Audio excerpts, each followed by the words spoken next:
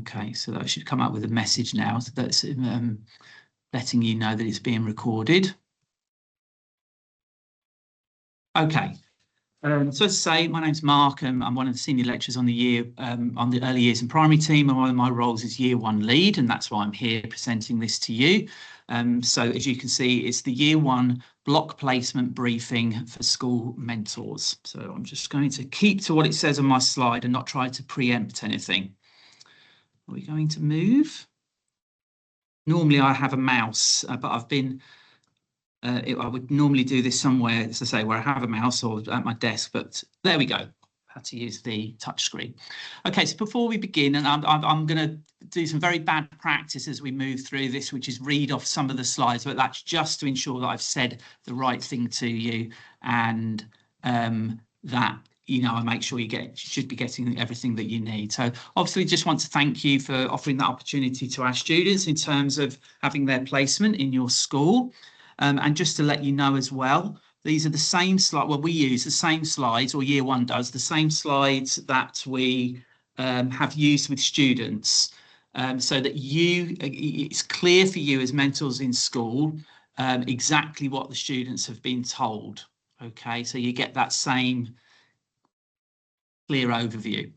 Having said that, some of the slides have been removed for because there's a number of, you can imagine there'll be perhaps a little bit more that we need to talk to them about in terms of placement, because they're very new to placement, they're very new to schools, very new to university, they're very new to teaching. So for the sake of brevity, I've cut lots of those slides out and kept the slides in that are much more relevant to you.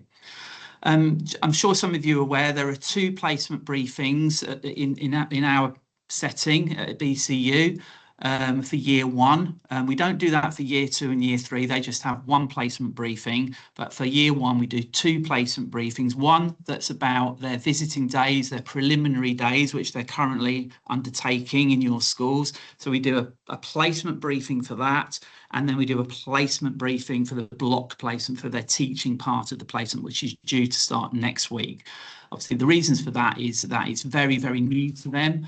And it's very difficult for, you can imagine if you're not all 18, 19, but you can imagine if you are, when you think back and something's very new to you, there's very little point in us giving them all the information about visiting days and then giving them all the information about block placement and expecting them to remember that. It just creates lots of issues for them, us, and for you. So there's 2 separate briefings, and that's why we have 2 separate briefings for mentors as well.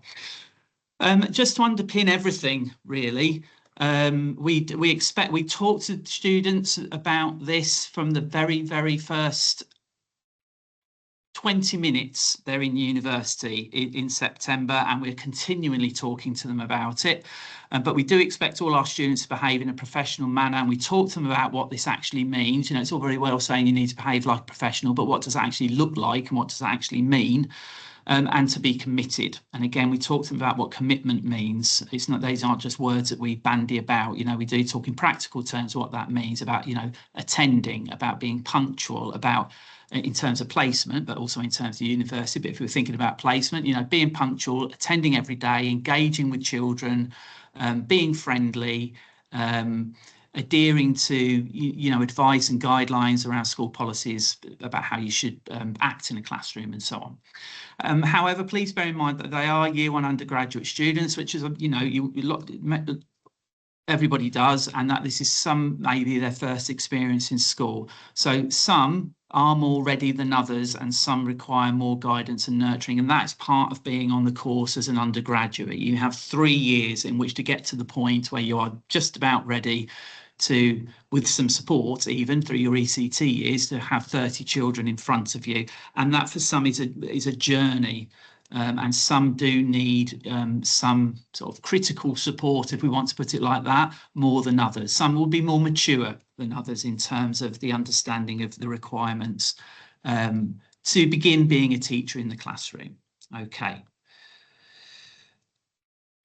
Okay, so again, I've cut lots of these slides out, but it's just so that you know exactly what we've spoken to our students about, so that we do have a vision at BCU that's based on what we call the 4 Cs, and it's about being committed, creative, confident, and collaborative. There's many more slides that we share with students about, and we break this down exactly what that means. But I'm sure you can, I don't need to go into that depth with you. We're very limited with time, but you can imagine it's about being committed. We believe in being creative in the classroom. We want them to be confident. We want them to be collaborative through, through everything, through being at university, through their placements and through their teaching. Okay, and that moves into some graphics like that. Okay, and then this shows how this relates to what are called the BCU IT curriculum themes. Okay, so again, I don't need to go into loads of detail, but you might be aware there's a core content framework, which is like a curriculum that, just like the national curriculum. So you have a national curriculum that you have to teach children. We have a curriculum that's provided by the DfE, and we can critique that, I'm sure, as we could critique the national curriculum, but nevertheless it sits there as policy. But we can put our own spin on it, just like you do in schools. You have the curriculum and you put your own spin on it according to the communities and children that you're working with, and we do the same. So we have something called the BCU key themes, and when you are engaging as mentors with things like the assessment tracker, and students are sharing things with you like their subject-specific development journal, this is how it's structured towards the key themes. Okay, let me do this. Let me navigate forward. Yeah, there's just some more graphics there. Okay, so that's that. And again, just as I say, the same slides that we shared with children. So you can see there that this is where the placement sits. This is something called an indicative timetable. So there's a whole timetable that's shared with students at the beginning of the year, so they can see in broad terms where modules are and where placements sit. So that you can see here, we've just coming to the end of what's sometimes called PPSE, visiting days, planning, preparation, and school experience. Sometimes that's referred to. So we're coming to the end of that. We're nearly coming to the end of the phonics ITAP, which is all the things in pink, which is where your students will have been coming into university, and then they're coming back into school with tasks to do around that. And you can see that their teaching placement starts on the 11th of May. Okay, and we have some key dates here. So lead mentor sign-off meetings. So we talk a little bit, we remind mentors a little bit more about what those are later on in these slides, but essentially those are where the lead mentor will either come into school or arrange to meet with the student through Teams, and we validate or check that they're ready to start teaching in your school, and we're assuming that that you feel that they're ready to start teaching unless you tell us anything different. And then you can see here, if you're familiar with how BCU works, which many of you may be, we have a review meeting in the middle of the placement where we'd meet with you and the student to review their progress, and a progress meeting at the end to validate if they've passed. And why they've been successful and what they need to do to develop further. Okay, and again, that's a meeting between you, the student, and the lead mentor, the person from school, from university, sorry. Okay, so some key dates here again. Okay, I don't need to dwell on those, but again, you can see these are the things that we've shared with students. They're aware of all of these things, they're aware of all of these dates. They haven't got any excuses.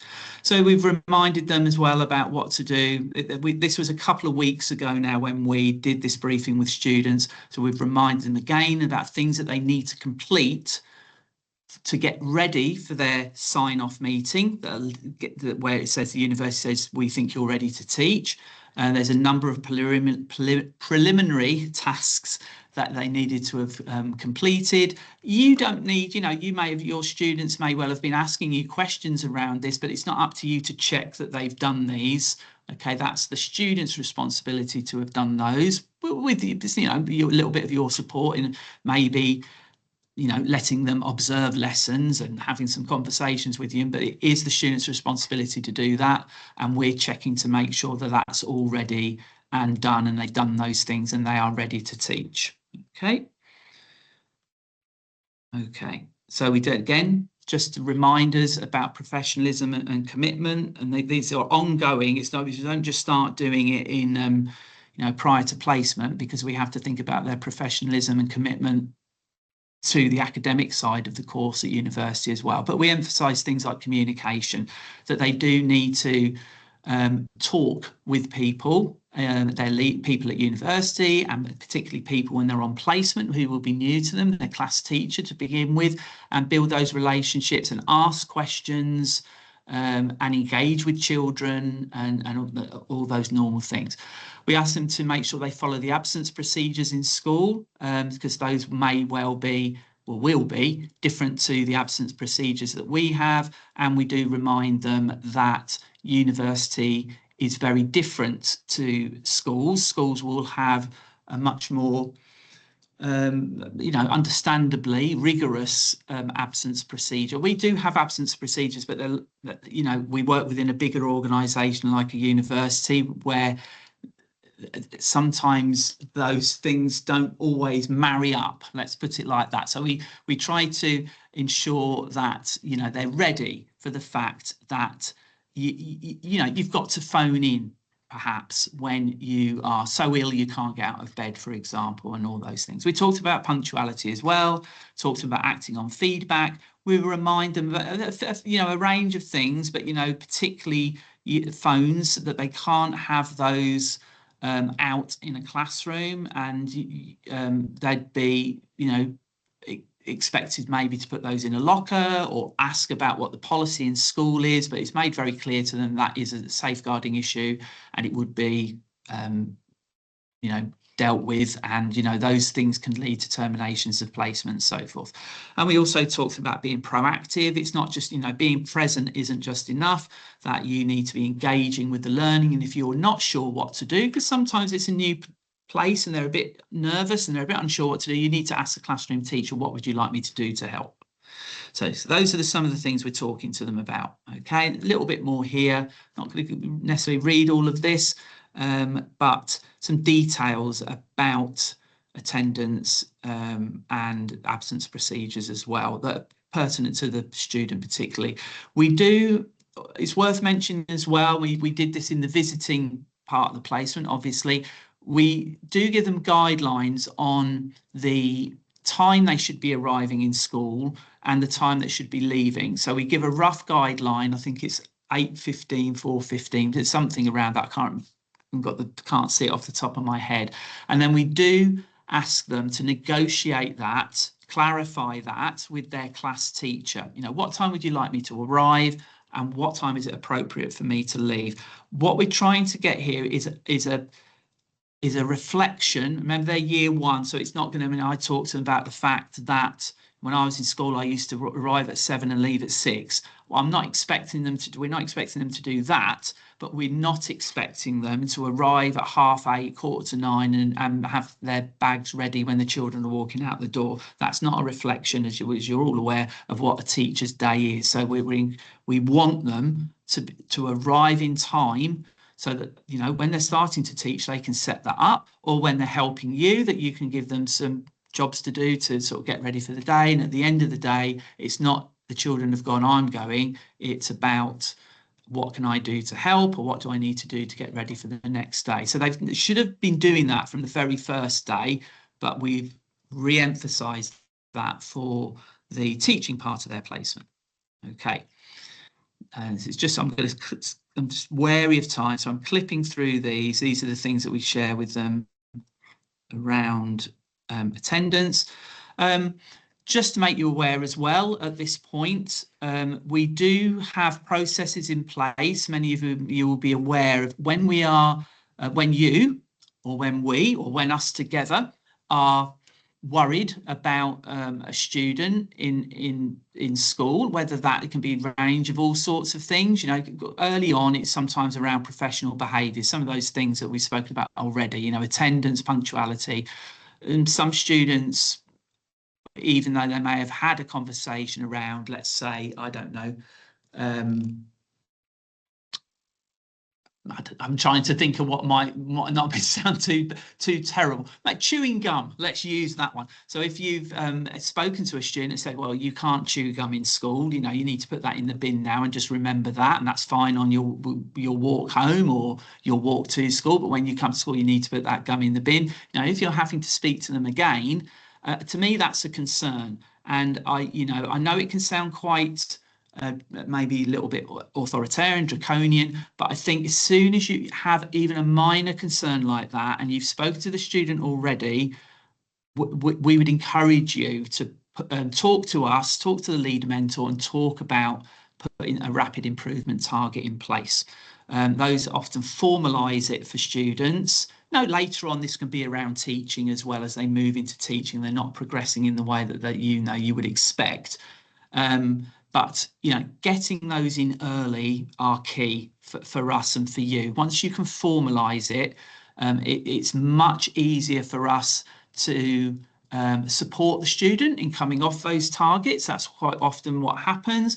Or if things, on those occasions where things don't improve, we have a record of the support that's in place, and that makes it easier on our end. But I think it's mostly there to support the student. Well, it is mostly there to support the student. Okay, the lead mentor sign-off meeting, which I've briefly touched on at the beginning, lots of you will be aware of. So we've asked the students, and again, it's not something you need to be in attendance for this meeting, but we've asked students to contact their lead mentors. Quite often it will be a bit of a mixture. I know I've contacted my students around this. There's a pre-approval checklist, and the student should have run through the pre-approval checklist with the class teacher, and you can see school confirmation. So when we meet with them, we'd be expecting to see a tick or a cross in that column, and we'd be saying to the student, have you confirmed this with your class teacher that these things have taken place? So again, it's not your job to check that the student's done this. It might help us a little bit, but it's not your job to do it. But you'll know what it is if that's happened already, or if the student comes to you later on and says, I need you to verify that these things have happened. And obviously you're not going to tick them unless you know that those things have happened. Okay.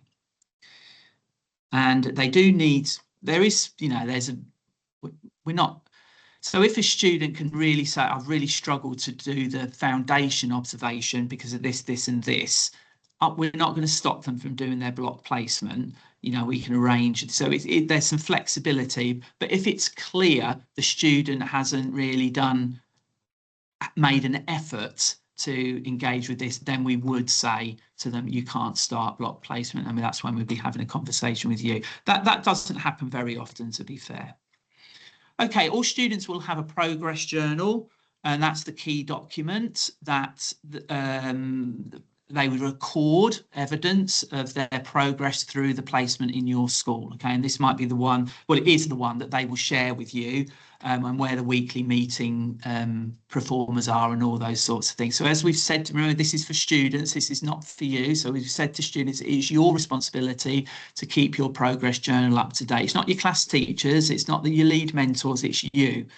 Your journal should be downloaded and saved into OneDrive. There's special folders they put them into, and then they share that with you, okay, through OneDrive, okay.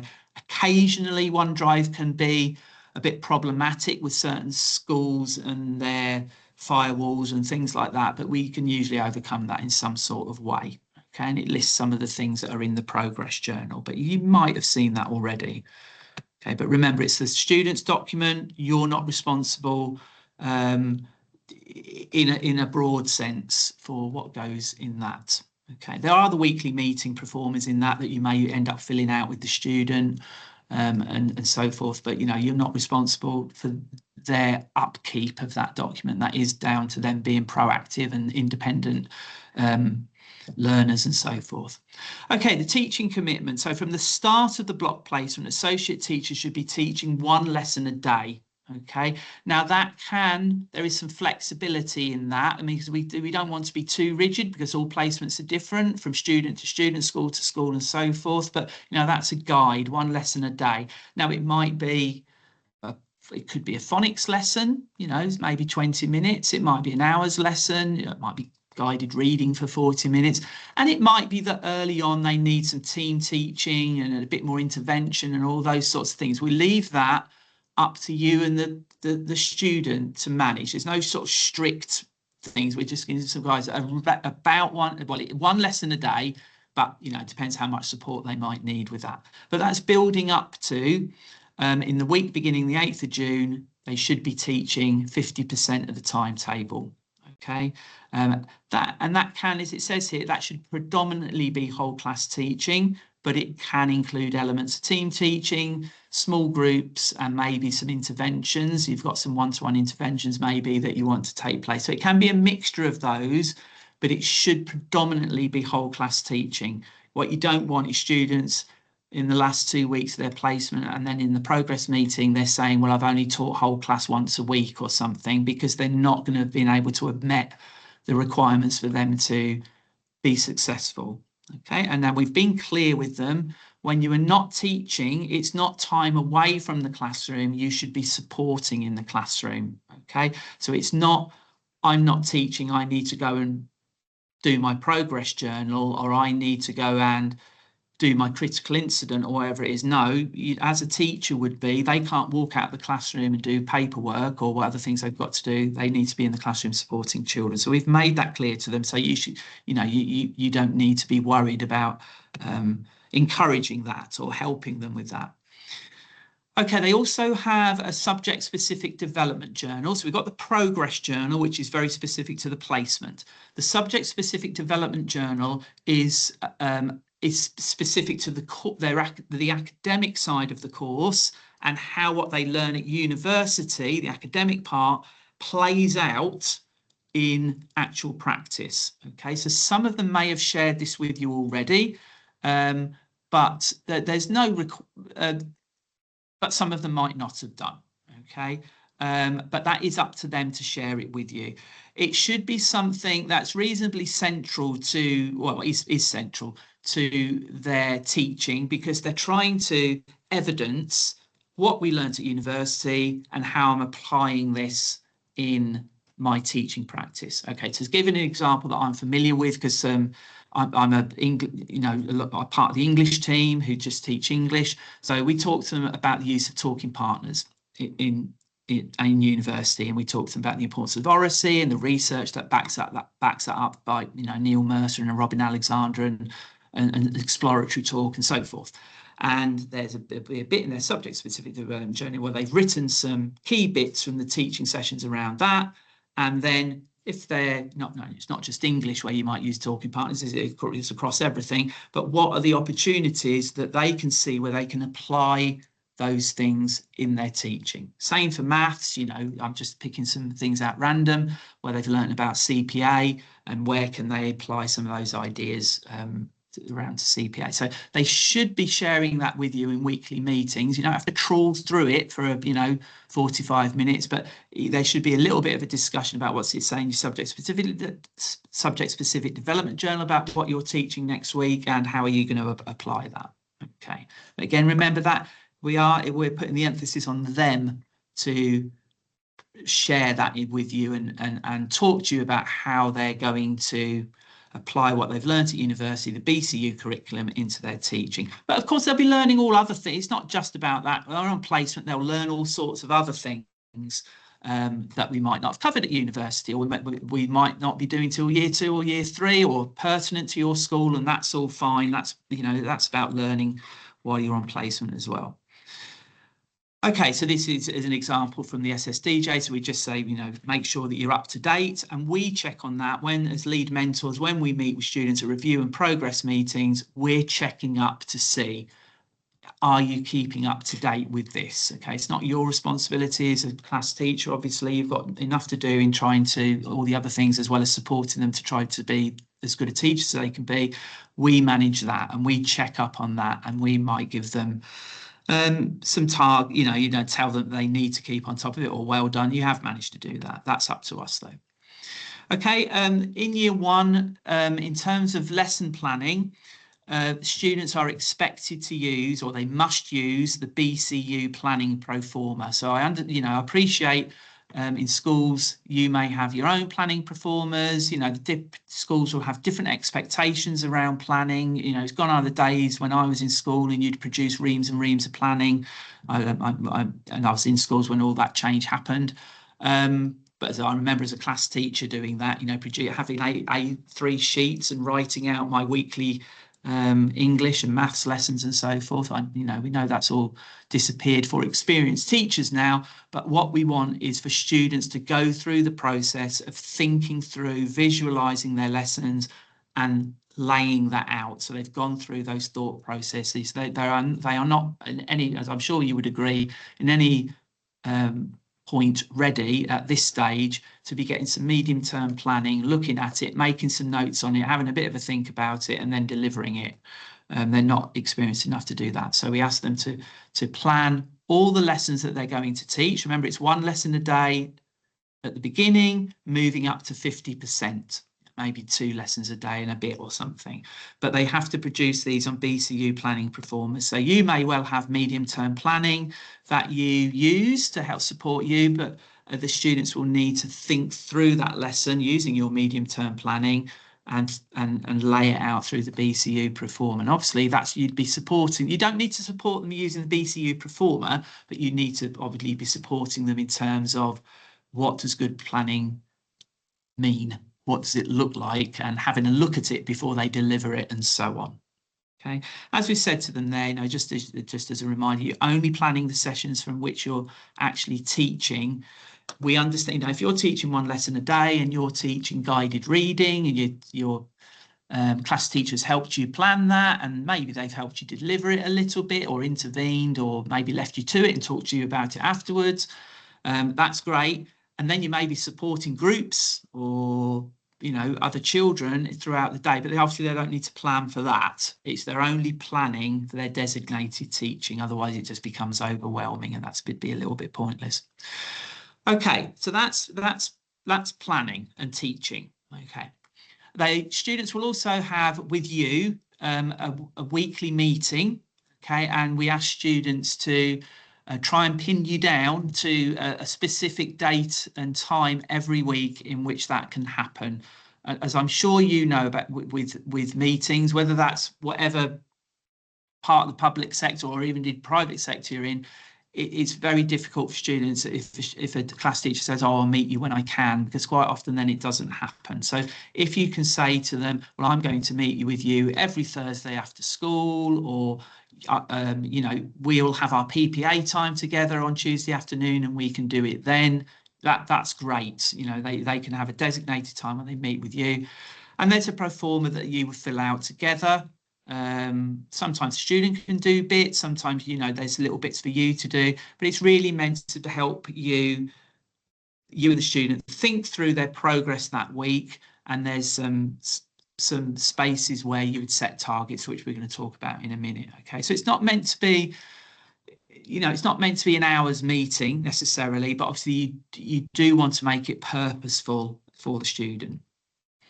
Okay, so it said here there's parts of it where you'll be setting targets. So we would like you to support the student in setting them some targets every week. So they've got a focus. It's not just, oh, you must get better at your teaching. They've got a real focus for what they need to concentrate on, particularly for that next week's teaching. What do you think from informally observing them and formally observing them during that week that they need to address straight away?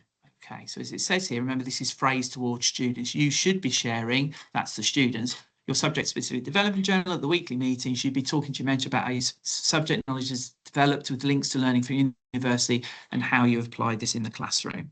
Okay. So I think as well, I know there's a sort of a heavy focus on subject knowledge, but I think for me, and I think as a year 1 team, this isn't just about, do I understand long multiplication and do I understand what an apostrophe is? That's also about pedagogical knowledge, about how do I act, which is, is the more challenging, is the bit about being a teacher, isn't it? How do I teach that? It is very relevant as well. Okay, we also remind them, you've got to fill out every section on the pro forma. Again, it's not an assignment. We're not expecting reams and reams. I wouldn't really expect it to be any more than the space in that box. Okay, I mean, people can write more if they want to, but it's the meeting that's important. Obviously, you're evidencing it, and that's hopefully help the student think things through because they're having to record it. But we're not expecting reams and reams in there. Okay, and then we give some advice around setting a target. Okay, so this idea about what is the next step, why is it important, and how will it be achieved? Okay, I think one of the things for me, particularly as a year one lead and also as a mentor in school, is about keeping those targets to the structure that we've talked about there, but it's about keeping them narrow and achievable. So occasionally, that's understandable, but occasionally you might see targets set like improve your behaviour management. Well, I've got a week. I mean, I taught in classrooms for 10 years before I was, like a deputy in school and things like that. So, as I'm sure similar experience to some of you. So it's, I was always needing to improve my behaviour management. Whereas if you say you need to improve your behaviour management through using positive praise, and frame it in the way that we've asked here, that's a much more manageable target for a student. Okay, so give some examples here to help you with setting targets. I'm sure you're quite good at it anyway, but there's a particular way that we're asking you to do it. So it's a PE example: to scaffold the learning to enable all children to demonstrate the skill of jumping from 2 feet to 2 feet using the STEP model. Okay, let's look at history one, not need to read them all. To embed effective use of timelines in your history teaching in order to develop and secure children's chronological knowledge by revisiting university taught sessions for specific examples and including them in your history planning and teaching. Okay, I don't think we're really worried about it all sounding very academic or anything like that, but I think we're just trying to make sure the targets are achievable and narrow enough for the students to manage within that week. Okay, right, lesson observations. So we would expect to ask you to observe one lesson a week of the students. So initially they'll be teaching 5 lessons. Later on it might be 2, 3 lessons a day maybe, but we're asking you to observe one lesson a week in the sense that it's a more focused observation. So I know you'll be informally observing them lots of the time and maybe team teaching with them and doing all sorts of things, but that one lesson where you take a bit more of a back seat doesn't mean to say obviously that you can't support groups or jump in when you need to, but you're taking a bit more of a back seat and having a real look at what's going on, and then providing them some oral feedback like you normally would do with a lesson observation, and then some written feedback that goes in their progress journal. Okay, and that's the form. There's a specific form that we ask you to use. Now you can find that, it's in various points, but you can find it on the partnership website.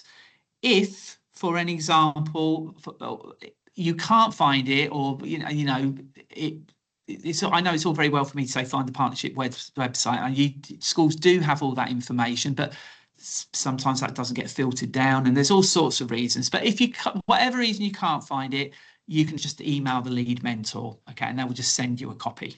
Okay, that might be a little bit easier than perhaps you spending 20 minutes trawling through something trying to find it. But if you haven't got access to it already, it's in lots of different places, including the placement website. If that, for whatever reason, proves problematic for you, email the lead mentor and they'll be able to send you one.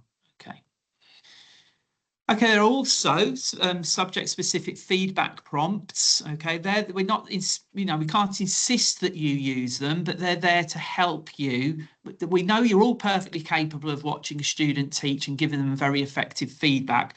But all these prompts do is they support you in terms of, well, what exactly has the student been taught at university? What are exactly BCU's focuses for when they're teaching this subject? Okay, it's not that you have to focus your observations on these or use these to structure your feedback. They're just there to give you a bit of guidance about, so I'm English, for example. So what are the things that BCU are particularly expecting students to do? Okay, and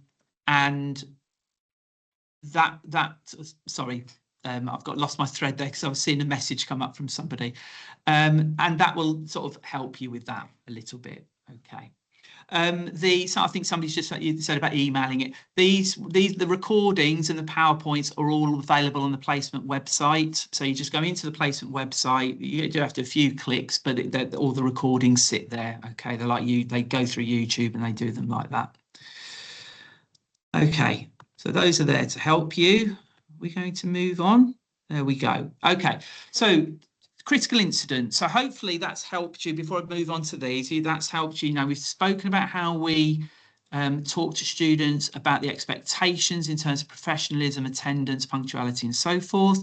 We've looked at the progress journal, subject-specific development journal, and how students should be using those, their teaching commitment, weekly meetings, and weekly observations as well. Okay, and to step back a little bit, we've also mentioned about the sign-off meetings that lots of your students will be having this week to get to the way we can say they're ready for placement, and hope, unless we hear from you, we're assuming they're ready for placement as well. I know, like, when I do sign-off meetings, I often try to go into the school, even if it's a school that's very familiar to me. So I'm going into a school tomorrow for one of my students, but it's a new school, and I haven't been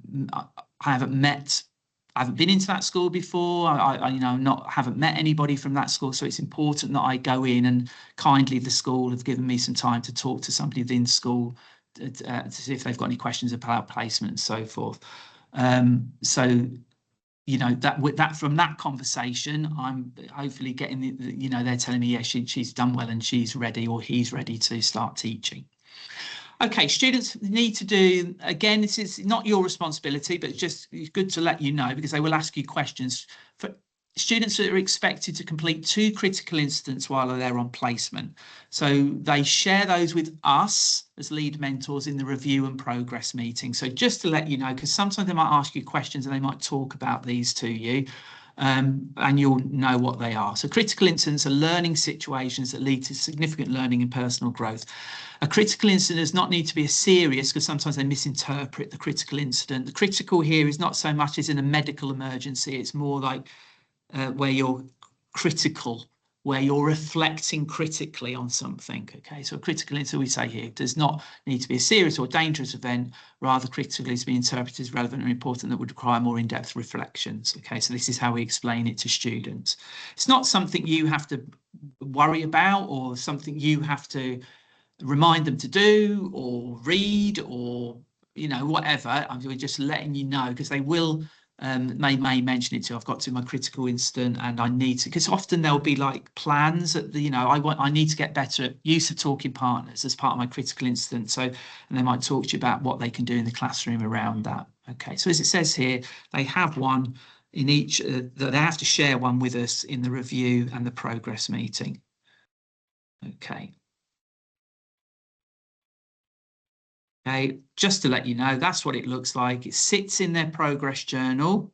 Okay, but again, that isn't something that you need to. You're not responsible for that, essentially. But you've got a bit of a heads up when they start, if they mention it to you. Seem to like clicking through it very much. There we go. As I said before, so they have 2 meetings. So they have the sign-off meeting, okay, and we hopefully, have had some contact. The lead mentors had some contact with you, as class teachers, or the school, to make sure that everything's okay. And then through the placement, we have a review meeting, and there's a progress meeting as well. Okay, so that's when we'd arrange to come into school. And it's not just between us and the student. We'd be copying you into emails to try and arrange an appropriate time to come into school to do those meetings. And they're just, nothing should be a surprise in that meeting. The student should know how well they're doing, or in the inverse, if there's something they need to work on. We're just coming in to see how everybody is and validate things and make sure everything's okay. But you will hear more about that from your lead mentor at the appropriate points. Okay, so it gives you some of the things that would happen in those meetings. They usually last, it varies from mentor to mentor, but half an hour, 40 minutes, something like that. Sometimes a little bit longer with year ones, because they're not as familiar with it and they need a bit more support in doing things, we might have to say, well, you need to have another go at your critical incident and those sorts of things. But I'd say as they move through the course, you can get more concise and succinct with them. Okay, we would also, as lead mentors, people from university like me, with students on placement, would also arrange with you as schools about when we can come and do a joint observation. So we only need to do one joint observation through the whole of the placement, but we do need to do them. So we would need to come and, you know, so I've got a number of students I'm dealing with, but there's one particularly is in a new school. So I would be arranging with her class teacher when a good time for me to come and do a joint observation is. Now, obviously, just like you, we're not, our diaries aren't empty, you know, so we're not able necessarily always to fit around what the student wants, you know, so I might not be able to come in on the 28th or whatever on Wednesday afternoon and watch you teach history. I just might not be able to do that. So it's a bit of negotiation. Okay. Quite often, some people, I mean, I like to do the joint observation and then then directly afterwards do the review meeting. But, you know, the lead mentors and schools have had different ways of doing it, and it's negotiable. But just to let you know that we would want to come and do that with you at a certain point. Okay, this is the assessment. We're nearly there now. I can see I've got 38 slides and we're on slide 34. Okay, and we started about 5 past and just about okay. So the assessment tracker. So the assessment tracker sits at the back of the progress journal. It's the very last. It's a good few pages long, but it's the last document, if you want to put it like that, in there. Okay, and that's what we use on placement to track students' progress. Okay, and I'll just show you one page from that. So it's, you remember we talked about the BCU key themes at the beginning, so it's all based on the BCU key themes. So as students move through the placement, we'd encourage you, and we're not trying to sort of make this onerous and give you lots of extra workload, but we'd encourage you to be and you don't necessarily need to look at all of it all the time. You might look at specific sections in different weeks or whatever, but you know, a sort of ongoing look at this and tracking how well students are doing. Okay, there is some guidance about where we'd expect students to be, which I think might be the next slide at the end of the placement, but definitely prior to a review meeting and prior to a progress meeting, we need these complete so that we can see how well the student is doing at that point. Sometimes it's just easier to do that as you go along and just check it prior to those meetings. Okay, so there's different sheets for each BCU key theme. As it talks about here, it gives you a bit of a plan to what it looks like. So we're on SBT1. So the review meeting, so a student that's on track would show competence in at least 50% of the working towards column. So that's the far left column. Okay, so 50% should be highlighted in that roughly. You know, I'm not gonna count them up and use my calculator, but approximately half in each section need to be highlighted for them to be on track. And then to pass the placement, it's 75% at that far left column. Okay, we wouldn't really be expecting students, unless they're exceptional. I mean, it's, you know, after 6 weeks of initial teaching, I mean, how many are going to be at an expected standard? And sometimes it's worth mentioning this to schools because they sometimes misunderstand, and it's all highlighted because they say, yeah, they've been a fantastic student, but then you're saying, but do you think they're at the point where an ECT student would be after finishing their 2 ECT years, or a teacher would be after teaching for 5 years? Yeah, they may well have had a very good placement, but does that mean that everything's highlighted? So it's just an awareness around that, really. My advice around statements, as with any statements, whether that's like, assessment frameworks that you use in school, or I remember things, in early years around looking at statements for early learning goals, you get a feel for what they mean, but I would say don't overthink it. Okay, the ones on the left-hand column are very much based. It will say at the top, with students can do this with support. Okay, any worries or concerns about that, you email your lead mentor and they can support you with that. Okay. Right, that's the primary partnership website. So as I said, that link you'll find that in lots of places, but you can see it here as well. And that's where everything is. Okay, and we would encourage you to try and use that. That's where this, for example, this recording will sit when it's done. Okay, right. I'm going to turn off the recording now.